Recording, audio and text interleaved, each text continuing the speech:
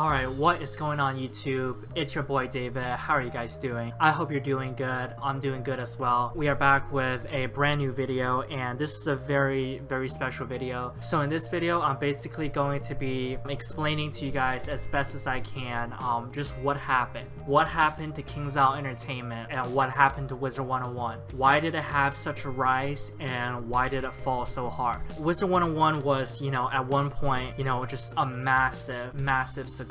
It was a blockbuster success, but it also fell hard. It fell hard to what it is today. A lot of people have made videos suggesting, how we can fix Wizard101 and what's wrong with it and all of that. But the thing is, those are really specific, right? They're about how to fix specific mechanics in Wizard101. But let's take a step back and look at Kingsisle Entertainment, because Kingsisle Entertainment is the company that owns Wizard101, that runs Wizard101, right? If we as a community are ever gonna save Wizard101, then we need to understand who is running Wizard101, or in other words, who is running Kingsisle Entertainment, right? So let's begin with the Kingsisle Entertainment Wikipedia. So Kingsisle Entertainment is an American video game developer based in Plano, Texas, founded in January 2005 by Elie Akilian. Now this is a name that we're gonna come back to, so remember this name. Elie Akilian is actually the founder of Kingsisle Entertainment. The company operates a development studio in Round Rock, Texas, which hosts the majority of its staff. Kingsisle is best known for its massive multiplayer online role-playing games, Wizard101 and Pirate101. So let's look at this. So they are a private company, which just means that they don't have to disclose any of their information. They don't have to disclose sales,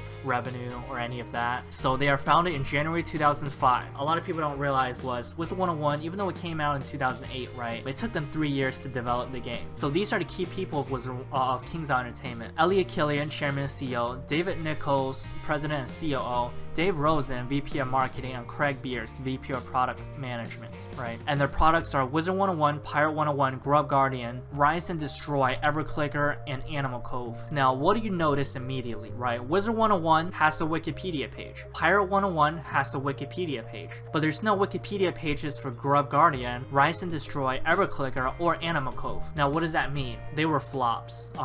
They were complete flops. Now, before I get to these flops, let me just start from the beginning, right? So who is Elie Akilian? So Elie Akilian in 2004 sold his communications software company iNet Technologies for $325 million. Alright, so he's a very wealthy man. J. Todd Coleman, who also sold his company Wolfpack Studios to Ubisoft, joined Kingsisle in December 2007 after being introduced to Akilian through mutual contacts. So the important thing you need to know is that the creative director and basically the person who actually created Wizard101 is J. Todd Coleman. So Kingsisle formally announced its existence after 3 years of lockdown secrecy. Basically, they were working on creating Wizard101 and they did it very secretly because they did not want the market to copy their idea. For the company's first project, Wizard101, Coleman headed the development while Tom Hall, the co-founders of ID Software, served as creative director. Later that year, Kingsisle released Wizard101 as a car-battling massive multiplayer online role-playing game aimed towards children and teenagers, in which players take on the role of student, witches, and wizards in a fantasy world. In September 2012, Wizard101 had over 30 million registered users. So basically, this was at the height of Wizard101 in 2012. After 2012, it began going downhill. But before 2012, it was just a steady rise. It was a steady rise to blockbuster success. So first of all, J. Todd Coleman did all the development, right? Coleman is what made the game great. Coleman's the magic man that was head of the development team that created Wizard101. And Tom Hall was the creative director, which is also important. Creativity and support. At the time, Wizard101 was an extremely creative game. Nowadays, one of the biggest complaints is Wizard101 so stagnant. Look at the key people here. Do you see J. Todd Coleman or Tom Hall anywhere on this list? You do not. They are no longer with the company. Right, so I think that had something to do with the fall of Kingsisle when these key people left. So let's continue reading. To accommodate the growth of its Austin studio, Kingsisle leased 18,000 square feet of office space in Domain 5 building of Austin's The Domain complex in December 2008. In February 2010, Kingsisle released Wizard Blocks, a free game based on the Sorcery Stone minigame from Wizard101 for iOS. By September 2010, Austin hosted the majority of Kingsisle's 120 staff. The employee count rose from 135 by February 2011 to 220 by August 2012. So what do you need to know here, right? Wizard101 at this time was a massive success, right? Between 2011 and 2012, it was a massive success, and that's why their employee count was able to rise. You know, when you're a successful company, you're able to hire more people. During this time, 2010, 2011, 2012, this was the time when there was a boom in mobile games. It was like the trendy new thing, and there was just a big boom in mobile games, and there was a few, like 0.1% of mobile games made like just an insane amount of money. Like, I'm talking billions, like billion-dollar valuations, right? Even though 99.9% of mobile games completely failed, because the top 0.1% made so much money, you know, it created like a huge wave and a huge buzz of mobile games. And Kingsisle Entertainment wanted to jump on that trend, right? So instead of focusing on their blockbuster hit, they wanted to expand and they wanted to catch the wave. Right, they wanted to catch the wave. Let's keep reading, alright? In October 2012, Kingsisle released its second online game, Pirate101, which takes place within the same universe as Wizard101. The following November, Kingsisle released Grub Guardian, a tower defense game where players defend their tower with guard animals. Grub Guardians was released on iOS as well as for personal computers and Android devices as a browser game, and later as a native Android application. So if we pull up Wizard Blocks, right, we see that it's made by Kingsisle Entertainment, and it only has 160 ratings. What does that mean? That means only 160 people rated this game. What does that mean? That means this game was a flop, and not many people downloaded it, and not many people played it. So Grub Guardian, as you can see, also by Kingsisle Entertainment, 348 ratings is still nothing. It meant the game also flopped. They did not have that many downloads. Now trust me when I say this, mobile games are not easy to develop, alright? They probably had maybe like 100 people working on this, or at least 50 people working on this for months or even years. Computer programming is extremely hard and it takes a long time. They put a lot of money, a lot of manpower, and a lot of effort into making these mobile games that were just complete flops. And the way they funded these games, which, you know, just really gets on your nerves, it makes your blood boil, you know, as a Wizard101 player or as a person from the Wizard101 community. It really makes your blood boil. All the revenue that they made from Wizard101, you know, we like to say that Kingsisle is like a cash grabbing company that overcharges so much for Wizard101. Well, they had to overcharge because they needed money to make these dumbass mobile games. It makes me very angry, and it should make you very angry too, that Kingsisle just really doesn't get it, right? They just don't get it. You know, you literally won the jackpot with Wizard101. Like, do you know how hard it is to make a successful game? You know, they were so fortunate that they had a blockbuster hit, but instead of being grateful and appreciating what they had, they wanted to branch out. They wanted to catch the mobile games wave. So they created games like Grub Guardian. They spent millions of dollars making this game. Hundreds of people, thousands of hours, all funded from their money from Wizard101, from their loyal fan base, from people like me, from Wizard101. In January 2013, Coleman announced his departure from Kingsisle. Basically, as I mentioned earlier, 2012 was at their height, right? 2012 was the height of Kingsisle Entertainment. And it's not a coincidence that right when Coleman left in 2013, Kingsisle just went on a steady decline. A steady but fast-paced decline. They just declined. Alright, on May 12th, 2016, Kingsisle laid off 72 employees from its Austin studio, citing the cancellation of several unreleased mobile games and a shift in product strategy. In May 2017, Kingsisle released EverClicker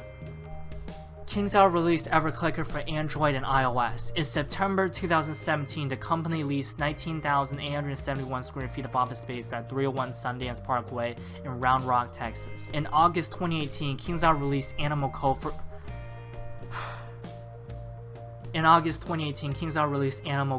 Android and iOS. In September 2018, Dave Rosen and Craig Beers joined Kingsisle's executive team as Vice President of Marketing and Vice President of Product Management, respectively. So, oh my goodness, alright, this is what happened. This is key right here. 2012 was their height, and beginning in 2013, they had a steep decline. And they declined so much that by 2016, Kingsisle had to lay off 72 employees, alright? Which was, I think, at the time about a third of their staff. So what happened, you may ask? Well, the answer is here. It's all here, ladies and gentlemen. The answers are all here. EverClicker. What did I say about games that didn't have a Wikipedia page? It was a flop. Kingsisle just didn't get it, alright? They created Wizard Blocks, massive flop. Then they continued and created Grub Guardian, massive flop. Then they had to lay off 72 employees and cancel several unreleased mobile games. You know, you would think when you lay off a third of your staff because you had to cancel these mobile games because these mobile games were massive flops. And kudos to them for realizing before releasing, hey, why the fuck am I gonna release all these mobile games that are all gonna flop? We know nothing about mobile games. We made our name through making a computer MMO game. What does that have to do with a mobile game? It's a two completely different market. It makes my blood boil. Then they made Everclicker, complete flop. So here we have the game Everclicker by Kingsisle Entertainment. 77 ratings. 77. Only 77 people rated this game. What does that mean? It means this was a gigantic flop. A gigantic flop, alright? And you can easily notice how clean this game looks. You can tell how much money they put into this game because the graphics actually looks pretty modern. But guess what? It still flopped. It still flopped. 77 people rated this game. There's more than 77 people that watch my in real life videos. And I'm irrelevant. And I'm an irrelevant channel, but I get more than 77 views. They had 77 ratings.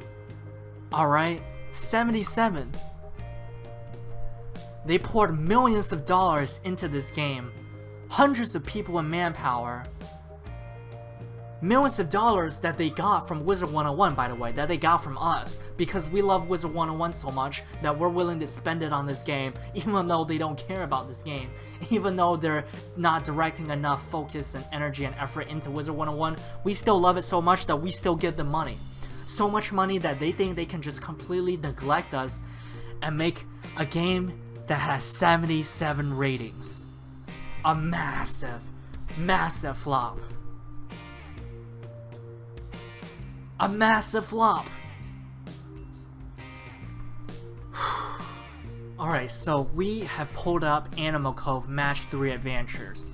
Match 3 Adventure by Kingsisle Entertainment.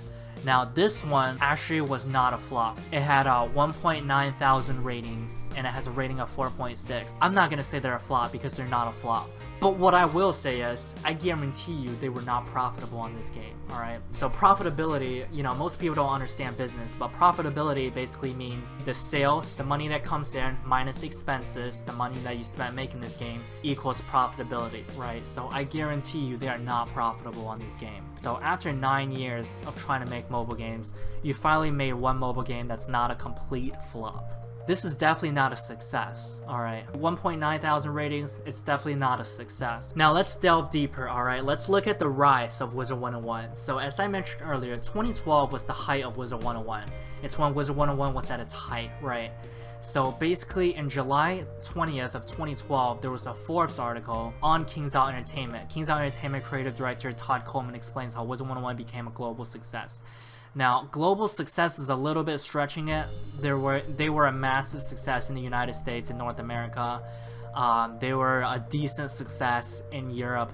And they just completely failed in Asia. So I guess they could use the word global because they kind of succeeded in Europe. So I guess you could say global. In 2012, Kingsisle Entertainment was on Forbes articles. All right, that actually does mean something. People who are not in the business world, I'll just let you know that Forbes is the most prestigious in business magazines. So if you get on Forbes, it means you really made it. While EA and Zynga steal most of the headlines when it comes to the booming free-to-play game market, and Blizzard Entertainment ruled roost in the massively multiplayer online MMO game spaces, Kingsisle Entertainment has managed to best all of these huge companies. With 25 million registered users and 60 million unique monthly web visitors, Kingsisle's Wizard101 is one of the most popular online games for kids ages 8 to 12. The free-to-play game competes head-to-head with Nickelodeon and Disney online game properties, but does so with completely original characters in a non-licensed virtual world. So what's important here, alright?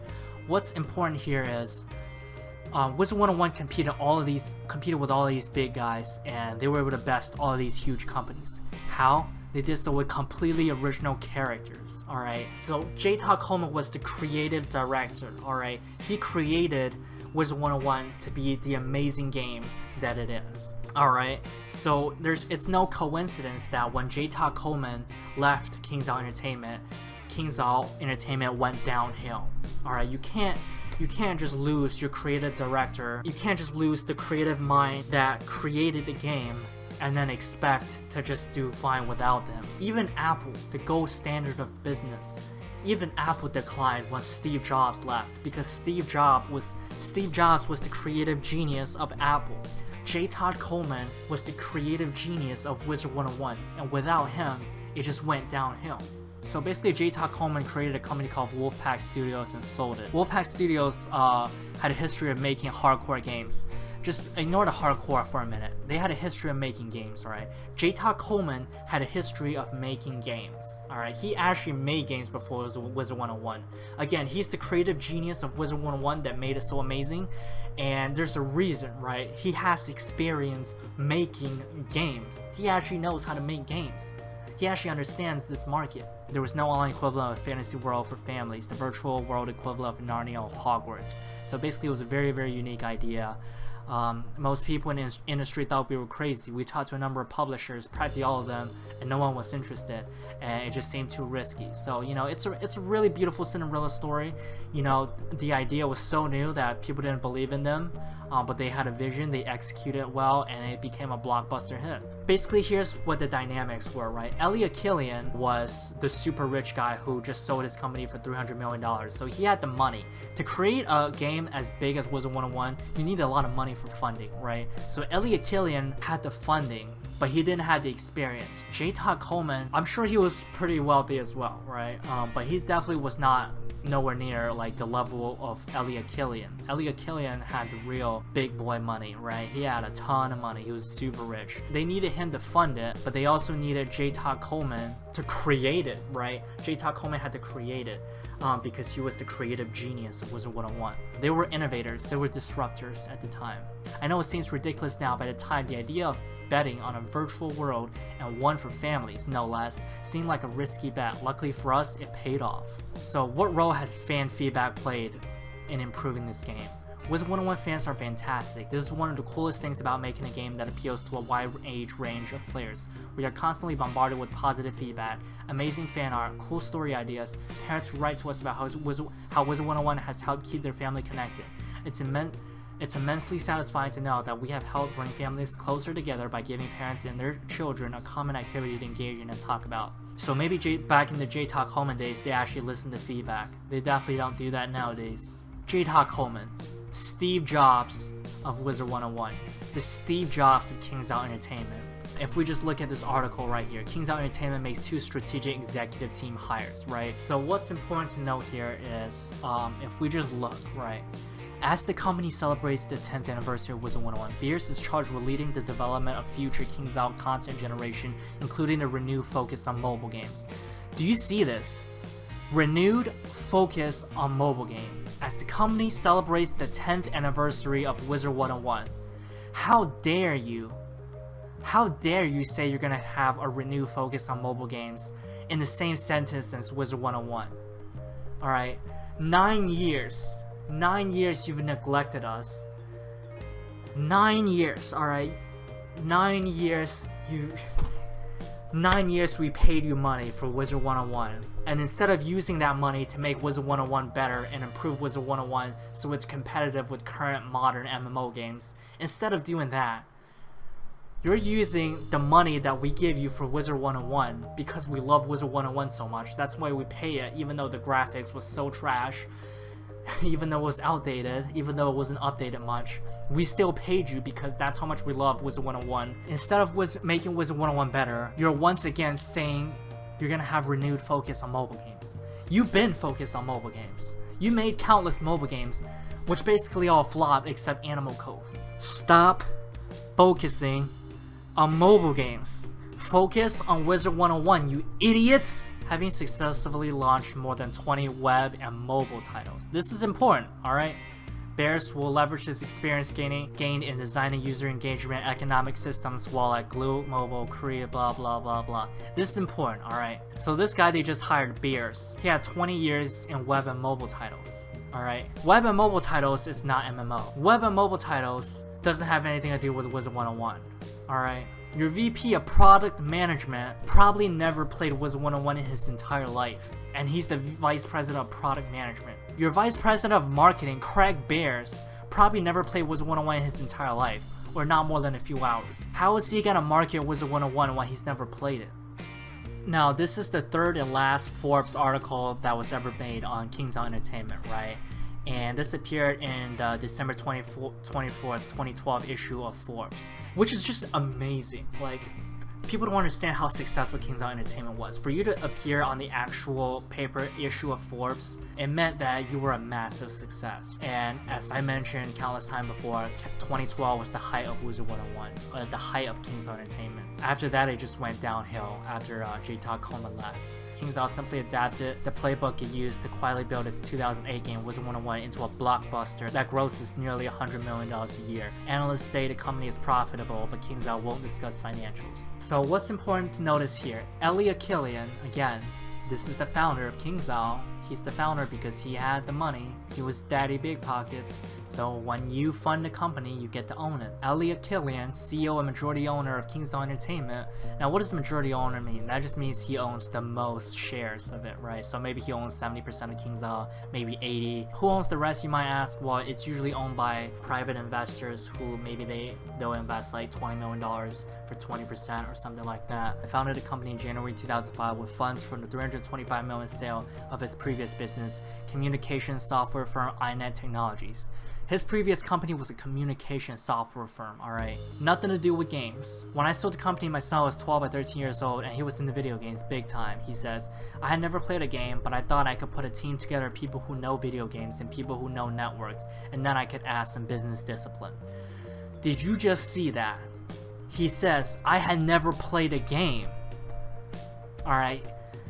Elie Akilian, CEO and majority owner of Kingsisle Entertainment, had never played a game when he created Kingsisle Entertainment, alright?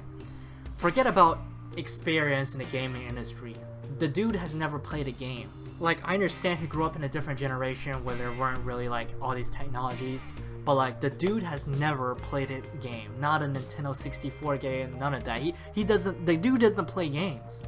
Alright, the dude doesn't play games. How is he supposed to understand the market when the dude does not play games? How do you expect a gaming company to compete if the CEO had never played a game? Alright? The reason it was successful was because J-Todd Coleman, he created games. Alright? He created games. He had experience creating games. He was a creative genius in games. It was because of him that Wizard101 is such a massive success. But after he left, of course it's gonna go downhill. The people that runs Kingsisle now, they don't play games. The dude had never played a game. Now let's look at J-Todd Coleman, right? J-Todd Coleman is an American computer game designer. Computer game designer.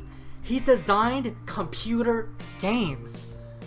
Do you think that's important when it comes to computer games, that you actually had someone who designs computer games? I would say that's pretty important. He's actually a computer game designer who is a director of massively multiplayer online role-playing game titles. He is known for Shadowbane, released in 2003, and Wizard101, released in 2008. Do you see that? Shadowbane released in 2003. This guy has been making games since 2000. Alright? This game probably at least took 2 or 3 years to make. J-Todd Coleman has been making games, computer games, MMO games, since 2000 or 2001, and worked at the very successful Kingsisle Entertainment in Austin, Texas. On February 1, 2013, Coleman resigned from Kingsisle Entertainment to pursue other interests. He is currently creative director of the Kickstarter-backed MMO Crowfall. That's when Kingsisle went downhill. Publicly, they'll never say what really happened. Maybe they just had different interests. But I believe, if I had to guess, I believe Coleman was ousted. I believe in 2012, at the height of Wizard101, the company was split between two divisions. One division that wanted to keep focusing on Wizard101 and their MMO game, which was the right thing to do, and the other division which wanted to expand into mobile games. You know, they were so fortunate to have at least one game to be so successful, but they got greedy and they wanted to jump on the mobile wave trend. So one division wanted to focus on MMOs, and how do you know that? Because when Coleman resigned, he became the creative director, which was his title at Kingsisle Entertainment, by the way. He was creative director of Wizard101 in Kingsisle Entertainment. This was his title of the Kickstarter-backed MMO Crowfall. That's also an MMO game. It's actually an MMO game. Wizard101 is an MMO game. It's not a mobile game. It's an MMO game. I know it both starts with M and it sounds similar, but it's completely different markets, alright? It's an MMO game. Focus on Wizard101, alright? Focus on your motherfucking MMO games. MMO. Not mobile. Not mobile. Get mobile out of your head. Maybe have like a 20-person team that makes mobile games. Cool, alright, I get it. But the rest of your staff, the rest of the 100 people, they need to focus on MMO. Wizard101. MMO 101. Got it? I think Elie Akilian wanted to divert attention and resources to mobile games. He was the majority shareholder of Kingsisle Entertainment, so when you're a majority shareholder, you can oust other executives that hold less shares. Since J. Coleman left, Wizard101 has been on a steady decline. Competitors have gotten better because they've listened to the community and they just understand the market. They understand the market because their executives are executives who have experience in, repeat with me, MMO games. So that's why other MMO games have surpassed Wizard101. Their new executives do not understand MMOs. Their new executives definitely don't understand Wizard101. So that's why Wizard101 has been in such a steep decline, and that's why we as a community do not feel heard. They kept focusing on mobile games that flopped. They put way too much effort, energy, money, and manpower into these mobile games. But that had a damaging effect on Wizard101. We as a community, you know, we're not dumb. You know, we see that, we realize, hey, Kingsisle, you know, you're not giving a fuck about us. You know, there's barely any updates. You're not listening to the feedback. PvP is broken. People have been cheating to get on the first few pages of the leaderboards for so many years now. Nobody gives a fuck. There's not been one thing added into the game that even addressed boosting, and that's like that's like #1 concern of hardcore PvP players. We're your hardcore customers, we're your loyal customers, and they didn't give a fuck about us. Alright, people have been boosting and cheating on the leaderboards for probably 5 years now. Did you know when J. Coleman was running Kingsisle Entertainment, there used to be a list, a published list to the community from Kingsisle of the 100 top duelists in Wizard101. Can you imagine that? Kingsisle Entertainment themselves, J. Coleman, because he knew about games, because he understood the gaming market, because he knew rankings and tier lists mattered, because he knew that competitive PvP is the only future of any game, of the gaming industry, alright? He knew, he saw the esports trend before it became a trend. He knew, alright? He published every year a list of the best 100 duelists in Wizard101. Can you imagine how popular PvP would be if we knew that we would be recognized by Kingsisle Entertainment? If we knew that someone can't just cheat and boost and get ahead of us and nobody would know? Do you understand how revitalized PvP would be if the people that actually dueled legitly, who actually did real matches, if they got recognized? Do you understand what that would do to PvP? Now understand they didn't want to do the work anymore and they just put a leaderboards there and automate the process. But when there's cheating in the automation process, you need to address it. J. Coleman would have addressed it. 2.7 is their rating. That says a lot about a company and how much it's fallen down the tubes. 37% recommend working here to a friend, and 30% approve of the CEO. Remember, this is a name that we talked about a lot, Elie Akilian. He's never played a game, and that's fine when you have J. Coleman running things. But when J. Coleman is gone, you don't know what the fuck you're doing. I have been working at Kingsisle Entertainment full-time for more than 8 years. Thank you! 8 years. Finally, we have someone who knows something about Wizard101. Pros, it's a paycheck for the most part. Cons, Just look at all the other reviews and let that soak in. Advice to management: look at what has been said in the other 60 reviews of this company. Try not to look at it as people just being negative, but take it in as a constructive criticism. Wonderful. Let's look at what he was talking about. CEO is out of touch with a lot of things. Can't wait to leave this place. Thank you. Thank you. All the points I made were before I even looked at this Glassdoor website. Alright? All of the points that I made previously were literally from me just synthesizing all the information that I've read. I've been working at Kingsisle Entertainment full time. Lots of talent and friendly people to work with. CEO is out of touch with the fan base. Can you see that? CEO is out of touch with the fan base. CEO is out of touch with the fan base. CEO insists on wasting resources on pointless mobile game project. Do you see that? CEO insists on wasting resources on pointless mobile game projects. CEO meddles with creativity far too often. Do you see that? CEO meddles with creativity far too often. What was J. Todd Coleman's position at Kingsisle before he left? Creative director. CEO meddles with creativity far too often. How do you meddle with the creativity when you don't understand games? Advice to management: there's lots of talented people that work at Kingsisle Entertainment, but quite often their creativity is squandered because of the insensitivities of the CEO. My advice is to the CEOs is to stop restricting people's creativity, stop wasting resources on pointless mobile projects. Thank you!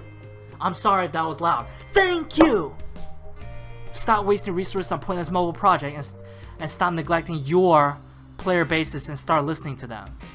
Holy moly, that hit the nail. The studio continues to survive on revenue from old PC products. Get rid of the S right there. It's old PC product without the S. It's Wizard101. It's people like me. It's hardcore players that still spend money on Wizard101. The studio continues to survive on revenue from old PC products and tries to succeed at mobile, but success there is terribly unpredictable and elusive, and the studio management didn't seem to have much vision with regards to anything, let alone how to win at crafting mobile IPs. You do not know how to make mobile games. Stop trying to make mobile games. Your entire studio survives because of Wizard101 players. So get your ass in the studio. Get your ass in Wizard101. Your studio survives because of us, because of Wizard101 players. Get your ass in the studio and focus on Wizard101. Owner is totally unqualified, narcissistic, rude, and apathetic towards his employees. Current roster of 3 shipped mobile games took 4+ years to develop and currently earn less than 50k gross revenue collectively. Current roster of 3 shipped mobile games took 4 years and earned less than 15,000 gross revenue collectively, alright? I've said this before I saw this review. They're funding their mobile games, which they shouldn't even be doing. They shouldn't even make any mobile games, but they're funding their mobile games from the hard-earned money of hardcore Wizard101 players. Very corporate, no game industry culture, no room for growth or advancement anymore. Management spots are locked out and upper management are hostile to newcomers. Advice to management: none. You don't listen to me during my long tenure as an employee. Doubtful anything I can say now will change your mind. Hope that other talented people run from the plethora of job postings that will be popping up in the near future. Unless you have nothing to lose and desperate need employment, there is no future here. Someone who's worked here for 5 years. You think Kingsisle Entertainment is going to listen to you when they don't listen to someone who's been there 5 years? I worked at Kingsisle Entertainment full-time for more than 5 years. Alright, pros. Good people to work with in the Austin office. They have the ability to make another great MMO. They still have one great MMO that is making them enough money to operate. There is still a lot of talent left in the studio. Cons: an owner that seems to be content with running the company into the ground because he is sold on the fact that they can make successful mobile games. Oh my goodness. Thus far they have done nothing but fail miserably. I'm losing my voice. An owner who let the person who built the company up go because he thought he could make games even though he has no experience doing that. Oh my goodness, do you see this? This is the first time I'm reading this. An owner who let the person who built the company up go because he thought he could make games even though he has no experience doing that. Thank you! Thank you! A company that was willing to let the person who made the studio successful walk and didn't really seem to care. It's a sinking ship. Oh my goodness! This is it! This is it! This is the reason for Kingsisle's decline. Advice to management, this is more to the owner. You should let the people who know how to make good games make good games. You're the money guy and that's what you should be. You're not a game designer. To management, stop treating your employees like children. Oh my goodness, thank you! I don't even work at Kingsisle. I've never been even slightly associated with anyone working at Kingsisle. But I am just ecstatic. This is so true. I hope you enjoyed this video. It's a little bit of a somber video. I don't expect this video to accomplish anything because a big company like Kingsisle is not gonna just fire their executives and hire J. Todd Coleman again just because some kid in his room is making a video about it, right? At least I hope this video was informative for you. This is the rise and fall of Kingsisle Entertainment. Thank you for watching. Make sure to like and subscribe. I have a website that's coming up soon. I wanted to make an announcement. I'm making a website. So this is a preview of the website that I'm going to be making. I've worked on this for many weeks and it's not done yet, but it's almost done. The website is going to be Wizard101meta.com. I haven't launched it yet, so if you type it in, you won't see anything yet. When I publish it, I'll make a video about it. Thank you for watching and I hope you have a great day. Until next time, peace.